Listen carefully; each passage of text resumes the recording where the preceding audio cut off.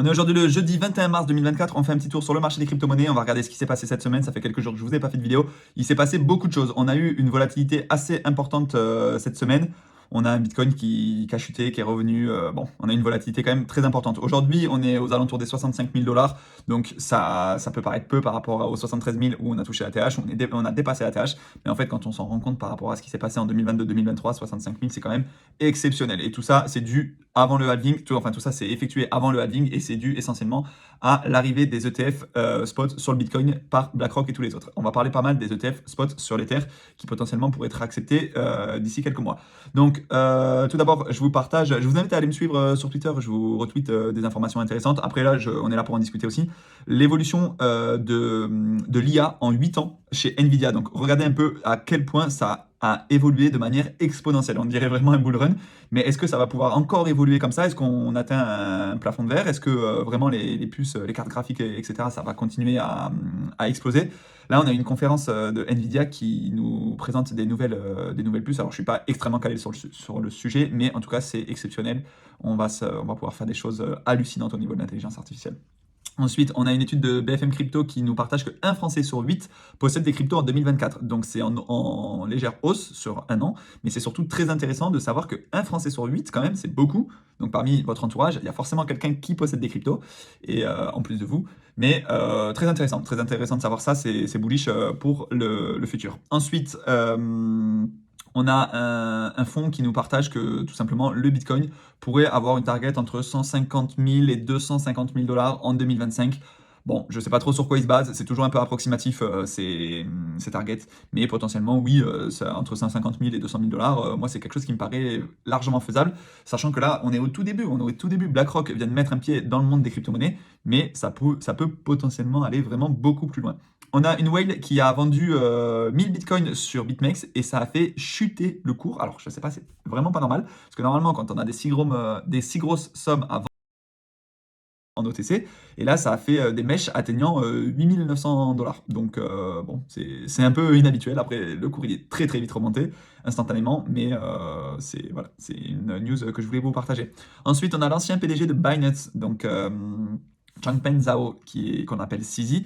Il lance un nouveau projet qui sera une académie, en fait, une plateforme où on va pouvoir apprendre dans le monde de la blockchain, des cryptos, etc. Donc il n'y a pas grand-chose encore en ligne, mais c'est intéressant. Il n'y a pas de token, il y a pas forcément de projet derrière ça, mais c'est simplement pour apprendre. Donc voilà, je voulais vous le partager parce qu'il va falloir suivre ça de très près. Ensuite, l'intelligence artificielle de Google, qui est baptisée Gemini, pourrait débarquer dans notre iPhone. Donc en fait, Google et Apple, ils ont des partenariats. Et là, ça pourrait être un partenariat d'ampleur si cette intelligence était ajoutée à l'iPhone. Donc voilà, Apple, ils sont un petit peu en retard sur l'intelligence artificielle, alors que d'habitude, ils sont vraiment à fond dans le game. C'est vraiment l'une des marques qui révolutionne le plus le monde technologique. Mais là, au niveau de l'intelligence artificielle, je pense qu'ils attendent de voir un petit peu ce qui se fait un peu partout, et ensuite, ils vont intégrer les meilleures IA dans leur téléphone et dans leur système d'exploitation. Ensuite, je vous partage ce thread de Cryptost qui simplement nous partage des informations concernant le marché actuel. Donc, par exemple, on a 110 PSAN qui sont enregistrés en France. On a 12,5% des Français qui détiennent des cryptos actifs, donc comme je vous disais, une personne sur 8 à peu près. On a les plus grosses plateformes d'échange que privilégient les Français, donc évidemment Crypto.com, Coinbase au début. Après, il y a beaucoup de personnes qui investissent apparemment via Revolut, via Lydia. Je ne sais pas si c'est forcément la meilleure solution. Je pense que si vous êtes sur cette chaîne, vous avez des plateformes exprès pour les cryptos et ensuite vous sortez vos cryptos des plateformes d'échange. Mais voilà, c'est intéressant quand même de voir ces données. Après, bon, je vous invite à aller voir le thread, mais il y a plusieurs données. Les entreprises du Web3 qui sont en fait, la plupart sont des toutes petites entreprises. L'évolution du secteur au fil des années, etc., etc. Donc je vous invite à aller voir ça. Ensuite, Watcher Guru nous a partagé une info et Farmer a repartagé. BlackRock commence à lancer des produits sur l'Ethereum et on pense que l'ETF va être refusé. Donc ça paraît quand même très, très bullish de voir que BlackRock, alors là, l'Ether, il est pricé à la hausse. Depuis quelques mois, on a une forte augmentation de l'Ether potentiellement parce qu'on pourrait avoir des ETF qui seraient acceptés. Mais si BlackRock rentre dans le game, c'est vraiment qu'ils ont confiance dans l'acceptation d'un ETF. Après, la SEC, ils ont le droit de repousser. Ils repoussent la décision là concernant un ETF spot. Et les demandes d'ETF de Van Erck, Ark Invest et 21 Shares, ainsi que Grayscale devraient subir le même sort, c'est-à-dire avoir une demande d'approbation qui est repoussée. C'est ce qu'on a eu sur le Bitcoin. Ils ont repoussé jusqu'au moment où vous n'avez plus le choix. Et finalement, ils ont fini par accepter. Bitcoin Couteau qui nous partage tout simplement une réflexion que je partage exactement le même point de vue. Je vous ai fait d'ailleurs une vidéo là-dessus. Le marché crypto, c'est un écosystème, c'est un truc de geek qui est fait par des geeks et pour des geeks. On va pas se mentir, c'est ultra complexe de rentrer dans ce marché quand on y connaît rien. Déjà, la finance, c'est quand même un monde qui est à part, mais alors rentrer dans le marché crypto, on va pas se mentir, c'est compliqué. Franchement, c'est pas donné à tout le monde. Donc l'enjeu principal, ça va être la sécurisation des cryptos et surtout l'accessibilité en fait pour la grande adoption. Même si j'aime pas trop ce mot, il va falloir tout simplement permettre des manières d'investir, des manières qui sont très accessibles. Donc Revolut, pourquoi pas, c'est une banque en ligne que beaucoup de personnes utilisent. Si on peut investir en crypto de manière sécurisée et un petit peu gamifiée, etc., ça peut être intéressant. Communiqué officiel que Grégory Raymond nous partage, BlackRock lance son premier fonds tokenisé sur Ethereum. Donc c'est intéressant, c'est ultra bullish. Franchement, voir ça, c'est vraiment qu'ils ont confiance dans le marché, ils ont confiance dans le fait que l'Ether, ça va avoir de l'avenir, que l'ETF spot sur l'Ether va être accepté. Et d'ailleurs, je voulais vous partager cette info que selon un responsable juridique de Coinbase qui est aussi l'une des plus grosses plateformes d'échange au monde, l'ETF spot sur l'Ether ne peut pas être refusé. En fait, il n'y a pas les arguments nécessaires pour qu'il soit refusé. Donc, selon eux, c'est qu'une question de temps. Et puis, l'ETF devrait être accepté dans les prochains mois. Alors, on n'est pas pressé, au contraire. Même si, selon moi, si ça prend un peu de temps, c'est pas plus mal. Comme ça nous permettra de vraiment stabiliser sur le marché, d'avoir le halving, l'approbation d'un ETF. Et après, là, on part en phase exponentielle. Et là, ce sera le moment de sortir. Mais c'est en tout cas une news encore bullish. FTX, donc son fondateur Sam Bankman-Fried, il a pris entre 40 ans et 50 ans de prison. Mais surtout, ce qui est intéressant de voir, c'est qu'ils avaient que 105 bitcoins alors qu'ils devaient en détenir 100 000. 100 000 bitcoins devaient se trouver sur la plateforme et à un moment, il n'y avait que 105 bitcoins. Donc, bon, c'était complètement catastrophique et on comprend pourquoi ça a fait faillite.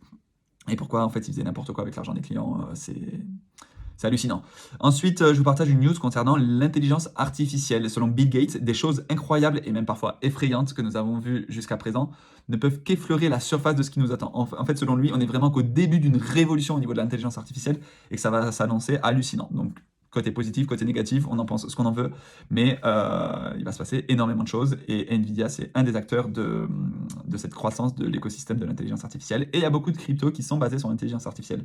D'ailleurs, si vous voulez le retrouver sur CoinMarketCap, vous pouvez tout simplement cliquer sur IA, et là, vous avez tous les projets au niveau de l'intelligence artificielle. Donc, évidemment, les plus connus, Render, Near Protocol, BitTensor, etc., The Graph, mais après, on a tous les projets qui sont liés de près ou de loin à l'intelligence artificielle. Il n'y a aucun conseil en investissement, mais je pense que ça va être une narrative qui va être très intéressante à suivre pour le prochain bull run.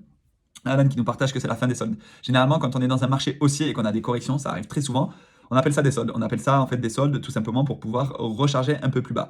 Donc oui, on a eu une forte chute. On est passé de plus de 70 000 $ à près de 60 000 $. Donc en fait, 10 000 $ de drawdown sur le Bitcoin, c'est énorme, mais on n'a pas chuté de plus de 10%, je crois. Donc globalement, en fait, c'est intéressant pour pouvoir recharger si on pense que le cycle va se poursuivre et qu'on va partir en bull run.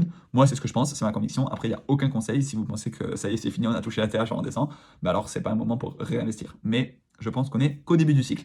Ensuite, la frénésie des meme coins, elle continue. Ça va être de plus en plus hallucinant sur le bull run. Mais là, c'est plus sur Solana. On avait beaucoup de meme coins sur Solana, Bonk, PP, etc. Il y en avait plein sur Solana. Là, c'est sur Base, donc la blockchain Base qui permettrait d'héberger des meme coins.